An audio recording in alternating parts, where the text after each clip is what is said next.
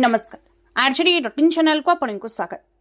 Brake fail है police बस अल्पके बर्तिले शताधिक आंदोलनकारी पुलिस और सांबादिक विभिन्न दाबी नहीं आज केंद्रीय श्रमिक संगठन मिलित मंच और स्वाधीन फेडरेशन पक्षर सर्वभारतीय बंद डाकरा दी परिप्रेक्षी रायगढ़ सहर सिरीगुड़ा छकरे शताधिक आंदोलनकारी एकाठी होता बेले अनेक जानवाहन अटकी रही सुरक्षा सेठारे पुलिस फोर्स मुतयन थिले एवं सांबादिक माने खबर संग्रह करुथिले।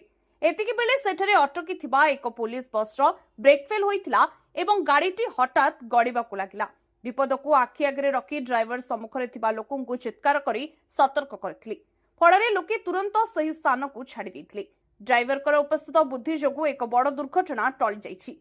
सूचना जोगी जे नवरंगपुर रे मुख्यमंत्री कार्यक्रम पाई रायगढ़ एही बस रे 38 जन पुलिस कर्मचारी जाउथिले। खबर पाई रायगढ़ एसडीपीओ गौरहरि साहू घटनास्थल रे पहुंचले मध्य एने कोनोसी प्रतिक्रिया देबाकू मना करछंती।